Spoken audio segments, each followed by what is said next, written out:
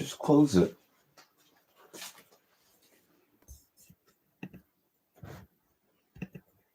Why? Why is It's it the not? internet. It keeps dropping. It's doing it constantly.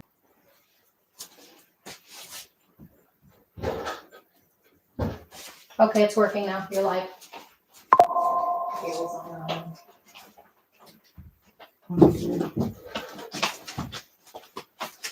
Hola! Oh, I see Gail. You're on already. Let me get this light. Oh my God. What is going on here? Hello. Hey, Gail. How you doing? Hope you're doing all right. Let's see. What am I going to say today? I did my gig last night at the Smith Center. That was fun. Awesome. Awesome night. We did a lot of blues, and I had the wonderful Jimmy Trippy along with Jimmy McIntosh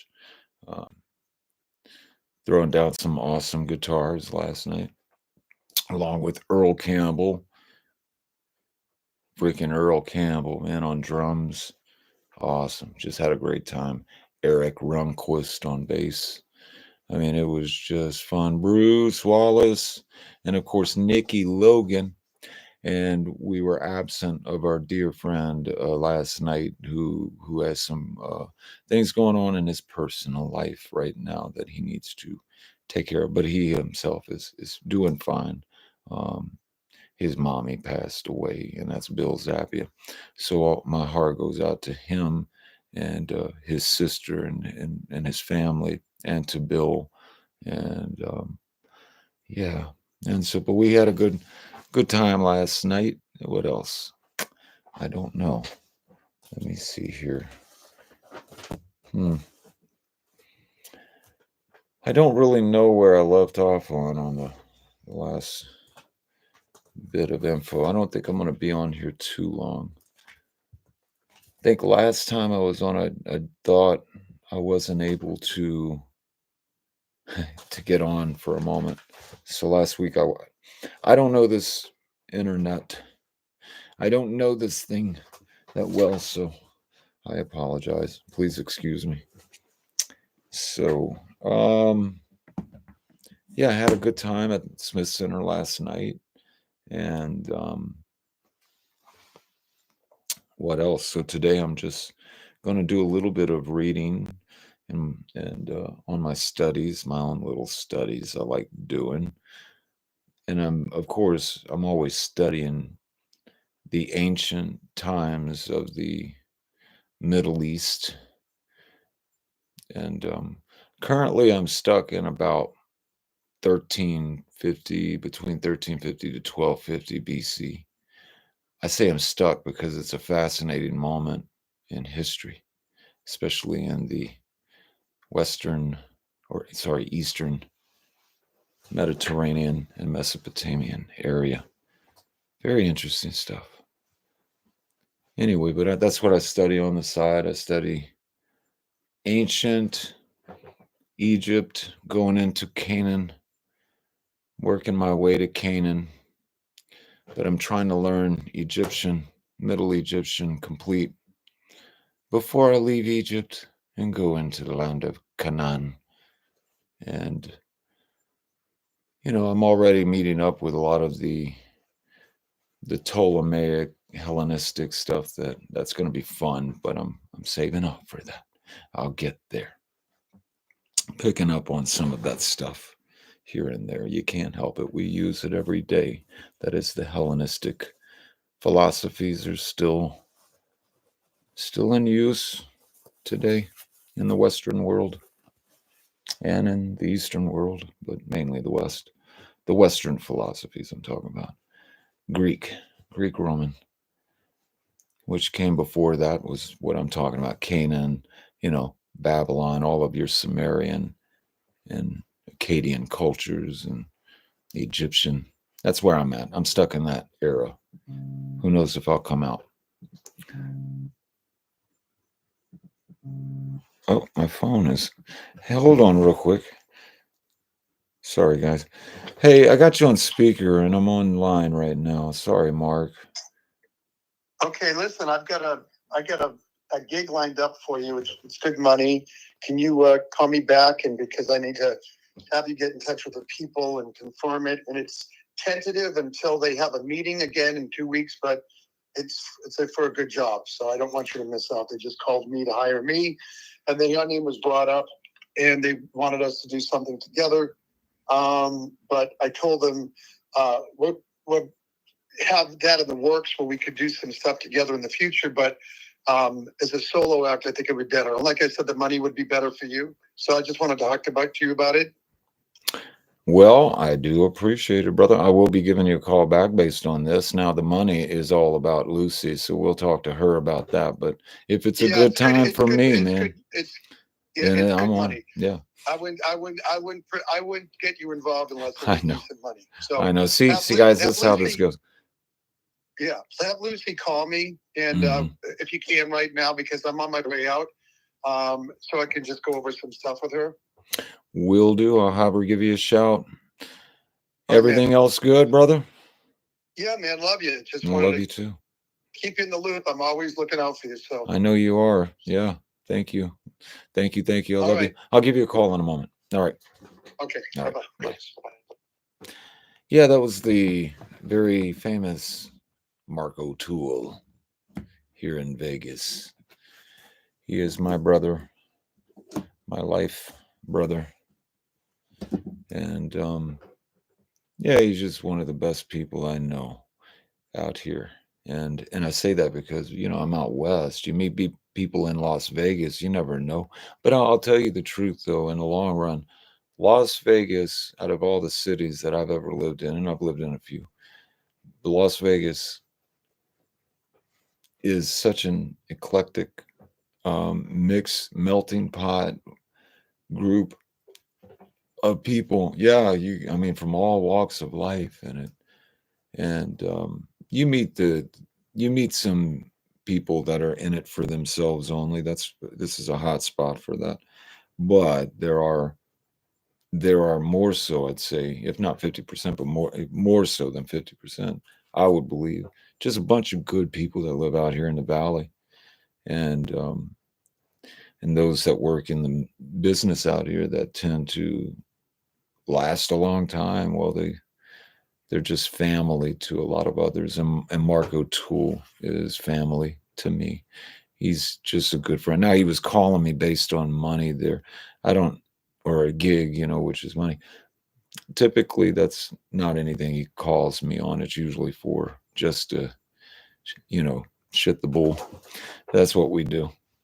But he's a good friend, and that's what he does. We look out for each other, and he's calling me. Work is a little scarce around everywhere, and entertainers were the first ones to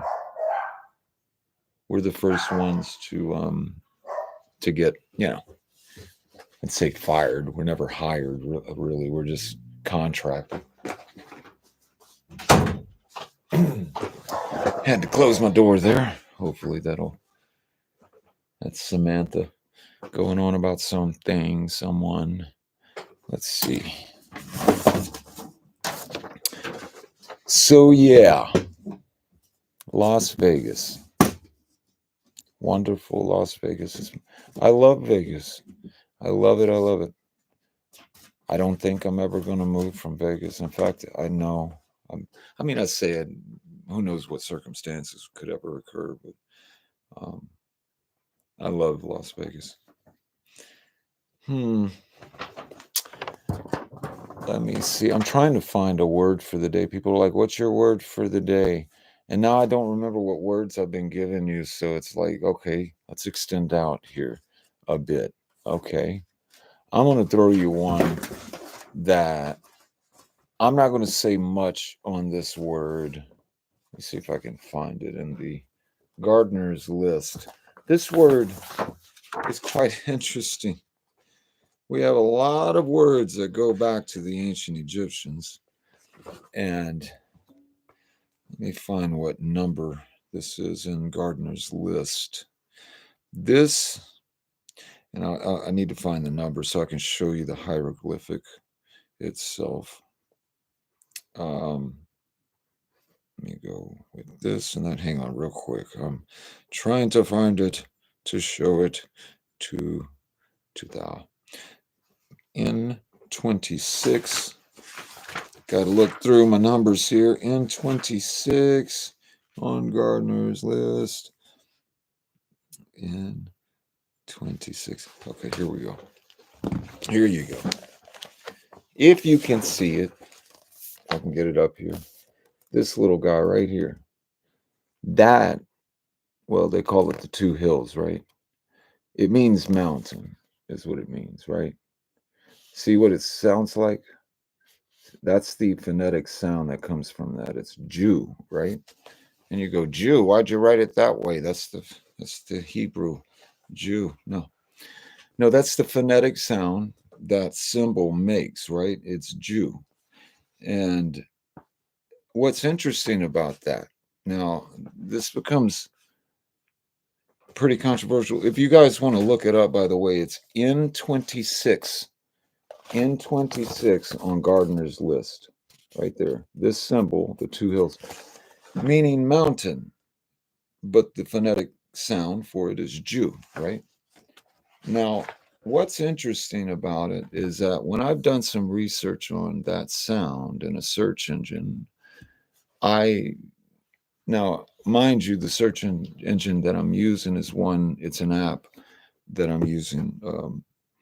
And I'm presenting this as a question because I have a huge question mark on this, and I can't find the answers yet, to conclude anything. The question is on this app that I have here, which I cross-reference things with, Gardner's list, with even my Middle Egypt schooling. Let me see here. The complete Middle Egypt is what I'm doing there.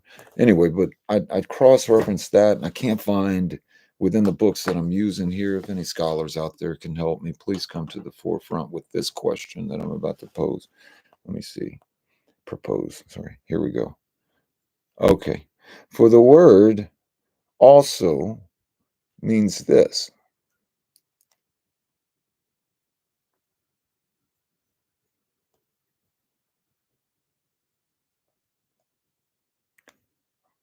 Right? But that's Jew, her. But look, I mean, look at that. It says it right here. And you're going, well, that just means, but look at this. That sound, Jew, means bad, evil, sad, evilly, of heart. Now I want, and you're going, well, where are you going here, Mike? My question is where is it in stone or in papyrus that documents, because I found it online where it means that also, and I want to know how the phonetic sound from someone in linguistics out there, if you can help me on this. And I think those who are looking at what I gave to you right there might know what I'm talking about. And it is it's it's got some anti-Semitic tones, if I could say that the ancient Egyptians would have been using. Now, the ancient Egyptians, at best, we can say their empire about 300, I guess, BC, somewhere in there, like when the Ptolemaic era came. It was the end, really. I don't know. It was the end before that when the Persians were there, but when were they using that phonetic sound for that definition? The last one I showed you. That's what I'm curious on. If someone can make sense of that for me, that'll be so. There's your Egyptian word for the day. It is Jew, and it means mountain, but it also means evil and what was the other? Bad, evil, sad, evilly. And if you put it Jew her or Jew her, it means evil faced one, which I'm just wondering, I'm curious, why? Why? Am I allowed to ask these questions? People go, no, you're not allowed to ask this. And then one will be sitting there going, well, Michael, this is simple. You're just missing this right here. And that usually is the case. It's usually so close to the tip of my nose that my eyes go right past it. That's how simple it can be. But this one, I'm baffled on. I've been doing the research on it for a good, few years now, just trying to, not with any nose to the grindstone, because I'm thinking I'm going to have to do some sort of footwork if I'm really passionate about finding. And then, then in the end, it's just something that you go, oh, well, then if it's that, then it concludes it for me. I like to look at the papyrus or the stone if I can. If I can.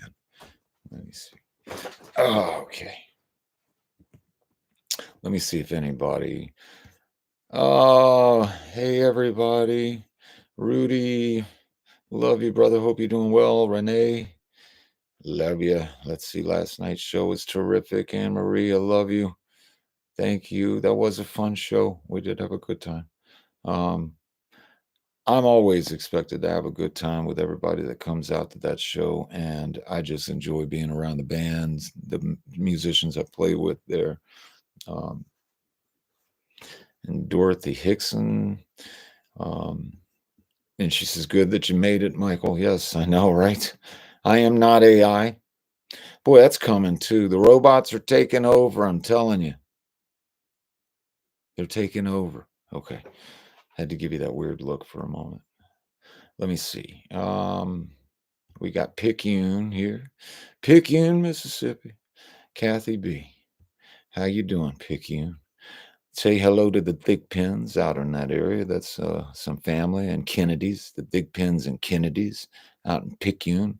I'm probably related to them.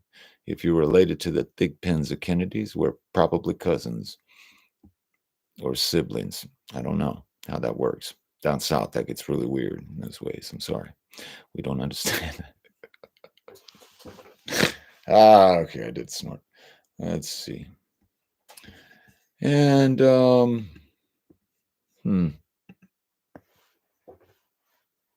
I would play you a song, but I seem to be getting in trouble with those. And last night when I went to sing one of my only originals all night, I was having a blast playing all these songs, and then I'd go to play one of my originals, and I'm not going to tell you which one it was. I'm very ashamed. I just brain farted right in front of everyone. Right at the very beginning lines, just, yeah, they're going, oh, Michael's back to drinking. No, that's part of the problem, actually. No, it's just boom. And while I'm just looking at the band, I'm like, guys, just keep, they know. They're like, oh, God, Michael's having a Michael moment here. When I get in those moments, I'm just like, what do you do now? It's not like I'm waiting to get discovered. I'm just hoping I can keep this job.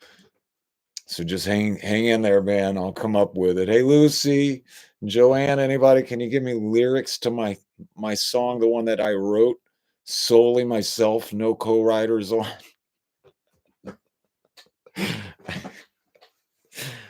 I had to sit there. I think it was a good 2 minutes at least trying to figure out what the lyrics were to get the song going. Okay. Live music, people. Live music. Well, you need to rehearse things. I'm going to tell you, you can't rehearse this stuff that I'm talking about. You can't rehearse it. One time when I was opening for the band Heart, and this was before I went on America's Got Talent, because I was already doing some shows with them here and there. They were calling me. Don McGreevy hooked it up, and it was fun. I did a lot of shows with.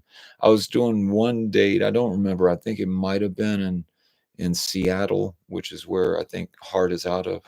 And it was on this big open field. It was like 10 to 15,000 people, man.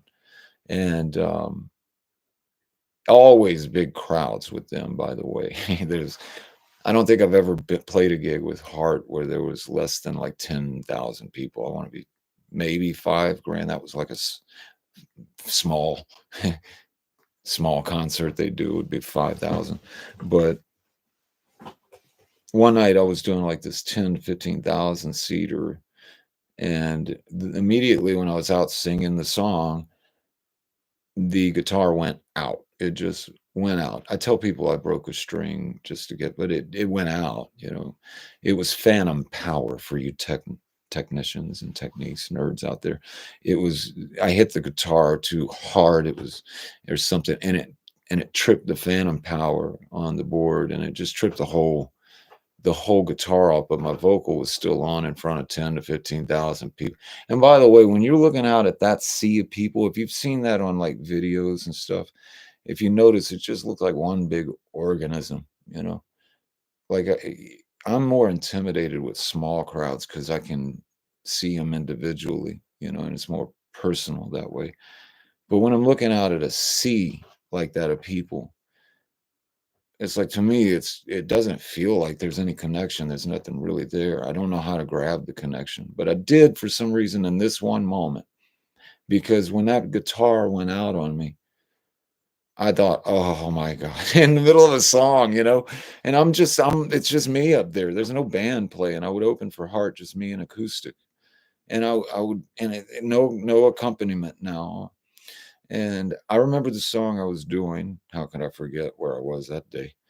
And it was Chain of Fools, you know, by Aretha Franklin. And luckily it was Chain of Fools because it's an up-tempo song. And where it went out in the middle, I just went, oh well, just keep it going. Just use your hands, Michael. You know, keep the groove, you know, right? They'll follow and then you can build that connection with the 10 to 15,000 people. Well, I guess they felt bad for me. It went out. So I just went, well, keep singing. And I just started clapping. And I could hear them clapping in the front. And then I can hear them, you know, I say clapping, keeping the beat, you know, using clapping. And I could hear them in the front. And then I can hear them all of a sudden in the back. And then I could hear like the slapbacks from 10 to 15,000 people. And I didn't really think or plan this moment out. So then now I'm getting all these slapbacks coming, you know, so I can't keep the groove in my head. And in the crowd, they're probably just hearing me clap and they're just clapping along with me. However, you know, the distance, you know, sound travels at a certain speed. Quite slow, by the way, sound travels. And and that got me. I was just like I am now. I was, what do you do? And I kept singing and just listened to the beat. Once I got done with the song, and I actually, when I did my set, they got the guitar back to work, and I completed my set. I remember people coming up, and I sold out of everything. I remember Don brought some merchandise, and that was the first time we sold out of everything. People were coming up going, you know, they were, I guess, impressed, or maybe some feeling sorry in some way that what I went through, but then I kept going. Well, this old saying, the show must go on. So there I am, a deer in headlights, or am I gonna do something right about it? It's interesting because you can't rehearse that. You can't you can't fake something like that. And then people, they come out to hear live music. Well, then at least if you're coming out to hear Michael Grimm, you're going to come and hear Michael make some mistakes. That's for sure. And at this point in the game, guys, I don't really care anymore. I don't. So when I get up there, it's like, why don't you rehearse your show? He's not so professional the way I want him to be, or the way I should be. Some people think I really have a too loose situation. Oh well, I like it that way. I like it that way, and I like it that way because people, when they come out, they tend to like it that way. They don't they don't want to see me acting because I can't, you know. So, and I won't. That's that. There's my heart story for you. There's a little story. Got a bunch of those. Um, yeah, I did a lot with Ann and Nancy Wilson. Awesome. That was a dream come true, by the way, guys. Long before anything came from that TV show.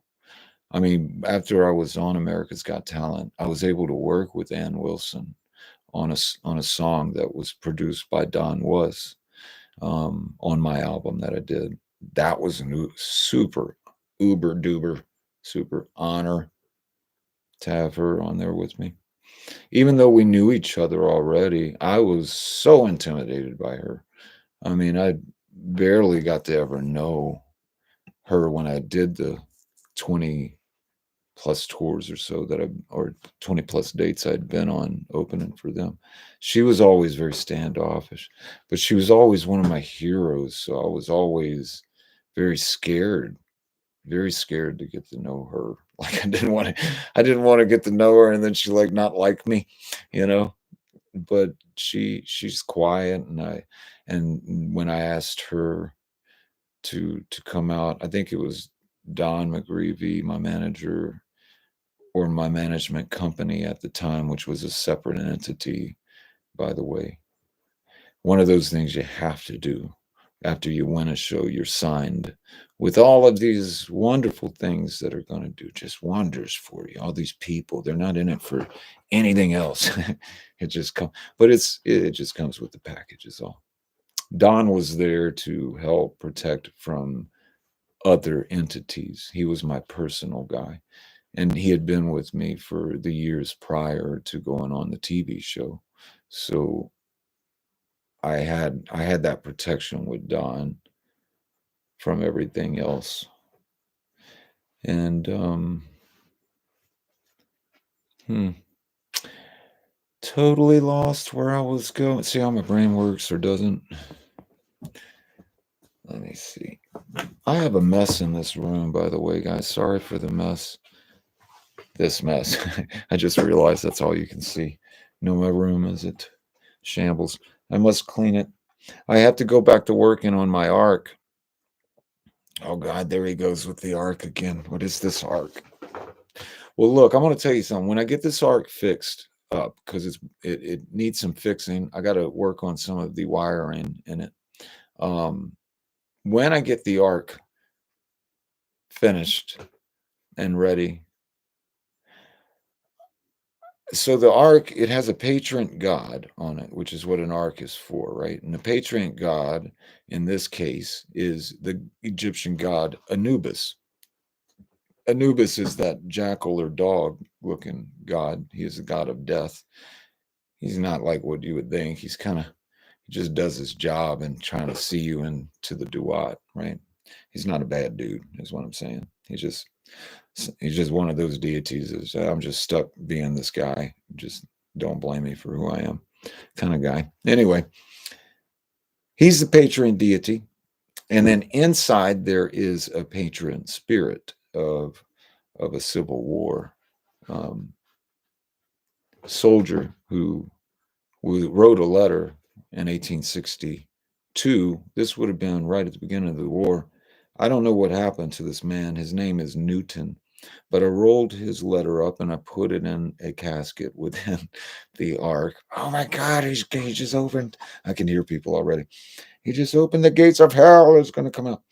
And I put him in there. So you got to have a patron spirit with your patron deity, right? And then, right? Everybody knows this. And then I put a game, the game Senate. And if you look it up, it's a really neat game. I guess you could spell it Senet, Senate. Senate Net Hab. Senate pretty much means girl in ancient Egyptian, and it means also the game of 30 fields, which is also another name they would call this. But Senate. So it has the game Senate along with it. So now you have those three things going, and then I added one more thing. A treasure. I had to put a treasure in there. And the treasure, you don't have to go and find it. It's not see, I was into the whole Forrest Fenn treasure hunt. I even went out with my late buddy. We went out to Colorado in search of this treasure. And it was so fun. We had a blast. And I've been on other, local treasure hunts here in the United States. One of Byron Priest, who hid 12 treasures across the northern plains of America, mostly in city parks and stuff, which makes it very illegal in those places to go looking for these treasures. But in doing this, I said, well, instead of me putting a treasure somewhere for somebody to go find, it's a good experiment for me. as to how I was interpreting these poems, because what they gave you on those treasure hunts I'm speaking about were poems. One of them was poems and some etchings and paintings, and the other is just a poem. And I'm trying to figure out, where am I getting these things wrong? How am I overlooking these poems and not seeing X marks the spot? How do you do that, right? And so I thought to myself, on this thing, this art that I did, I'll give a treasure. I'll put a treasure there. And what I did was I bought this lockbox, right? And it's a 4-digit lockbox. And it sits underneath the ark where you can't see it because it doesn't look good, but it holds the treasure. And I have a poem that's in papyrus within the ark. And if you can figure the poem out, you can have the treasure. That's the thing, right? So that's the whole thing. If you figure out the code for this 4-digit code box that's hidden within this poem, you can have the treasure. Now you go, what's the treasure? Well, the treasure has to be a treasure of treasures. Of course, what is treasure? Treasure is silver and gold, of course, and diamonds and sapphires and rubies. Mind you, they're all in a packet about this big. But it gives you something to go after, right?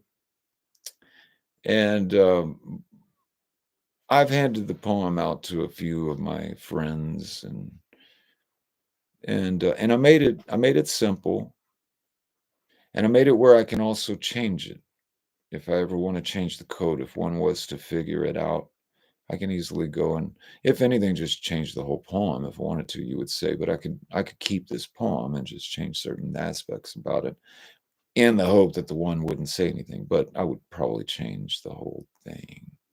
Anyway, it's a poem and an experiment with a poem to see how my approaches went awry and incorrect on my previous poems. And I noticed that with the simplicity of this poem, and I believe me, I made it as simple. Not only that, look at me. Come on, Michael Grimm. And if I made it hard, you know it'd be simple.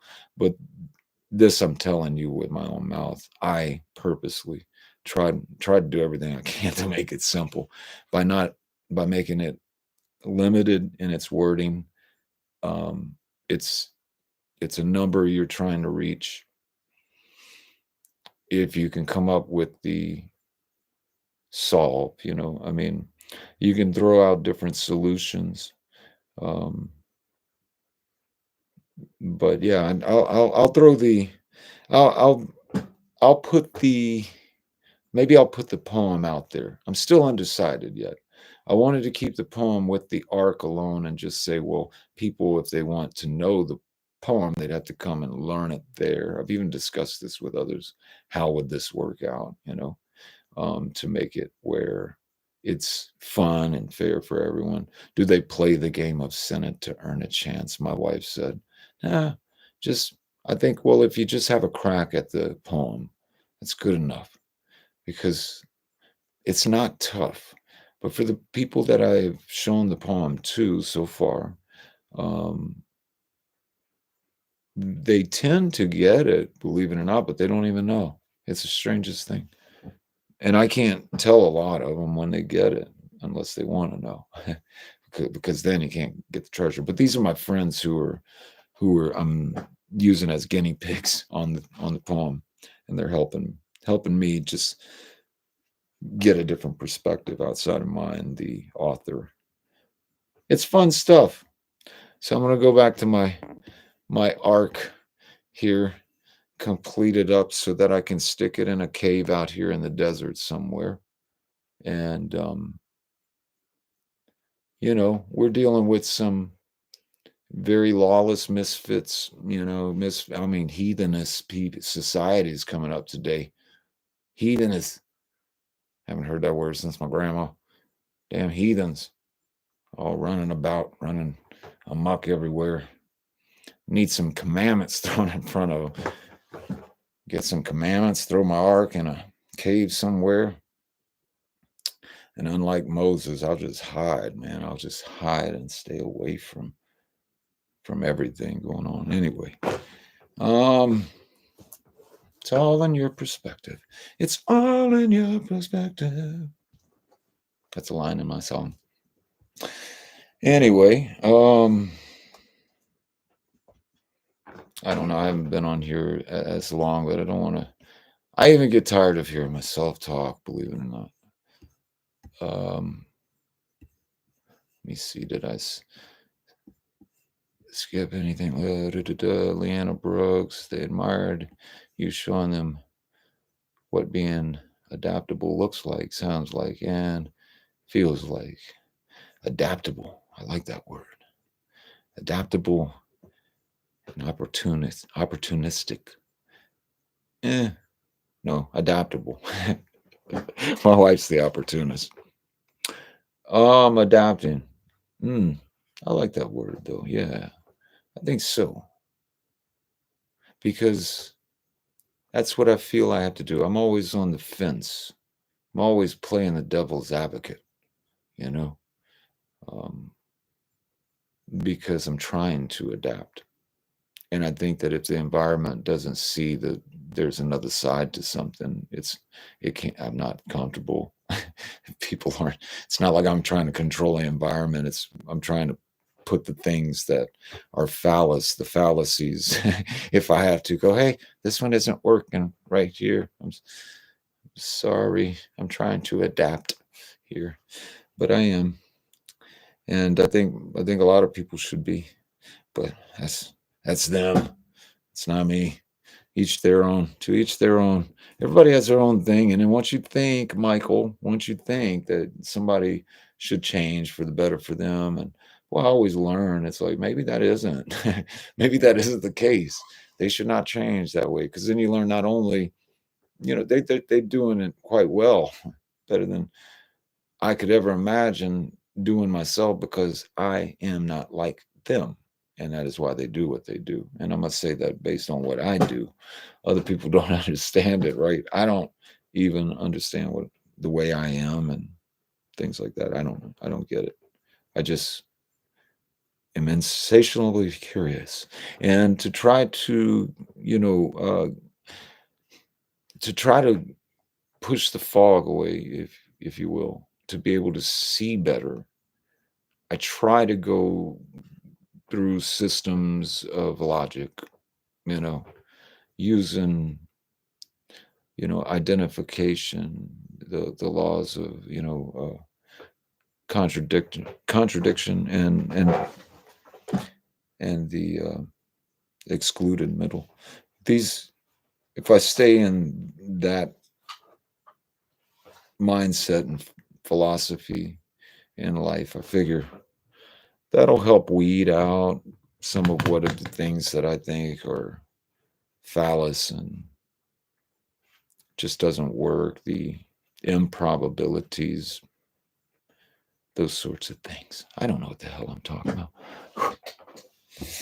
So, anyway, just rambling on to a bunch of people that are going to wind up watching this later.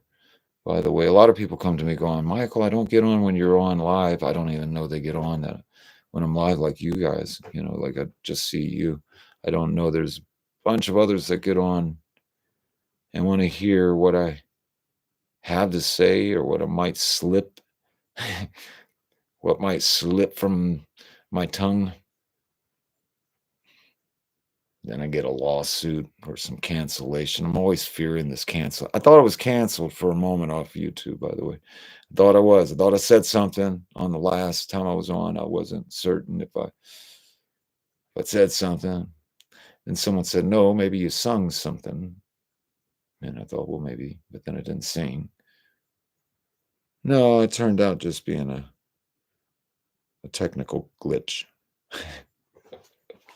I don't know this world of computer. Anyway, but love you guys, and yeah, I say Rick. He says adapt improvise, and overcome. I'm assuming that's what it says. I can't see the rest of that word.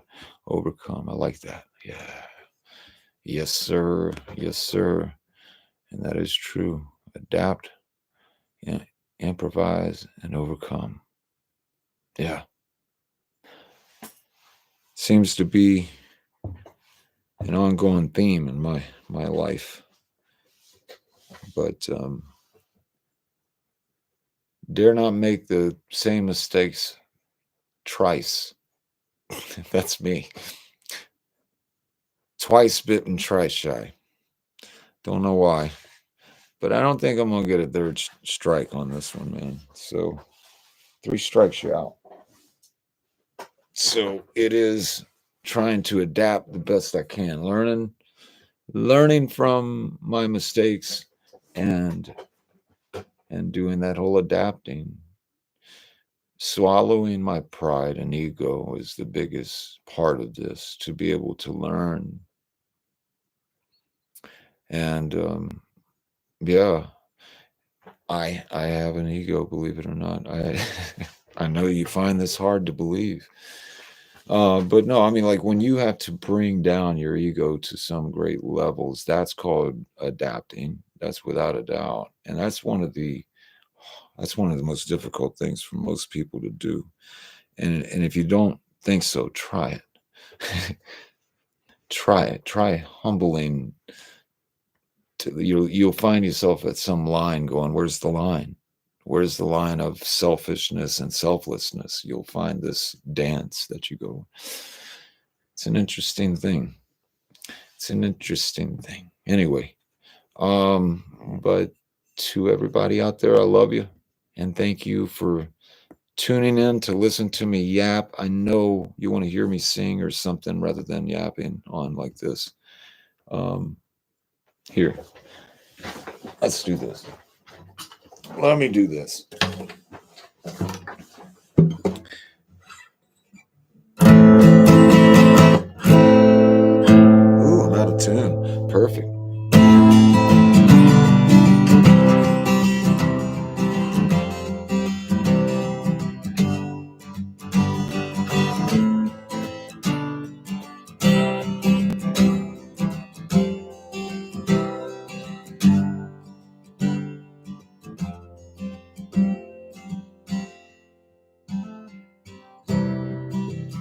Chestnut hair and serious smile, raspy laughing eyes, too deep to swim inside. Your fractured light and sideways glance,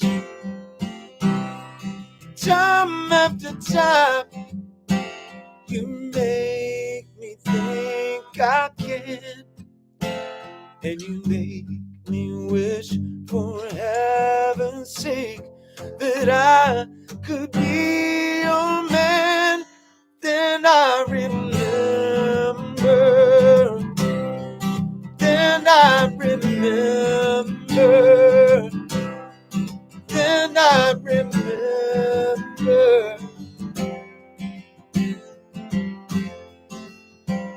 I am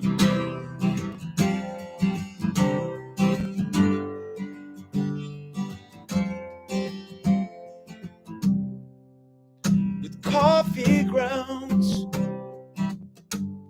and midnight air. I turn around and you were there. Fresh as your face, of scandal clean, and outlaw's grace. Long may you lean. You make me wish for heaven's sake that I could be your man. Then I remember, then I remember.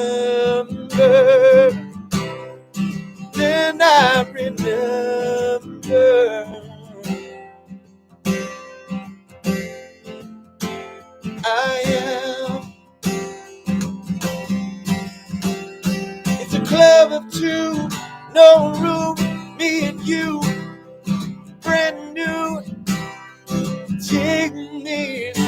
It's a club of two, no room, just me and you. Brand new, baby. Oh, take me. You make me wish, for heaven's sake, that I could be your man. Then I remember. Then I remember. Then I remember.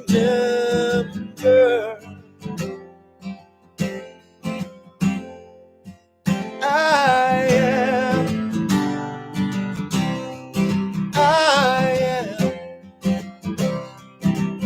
Ooh, I am. I am. Oh, I am.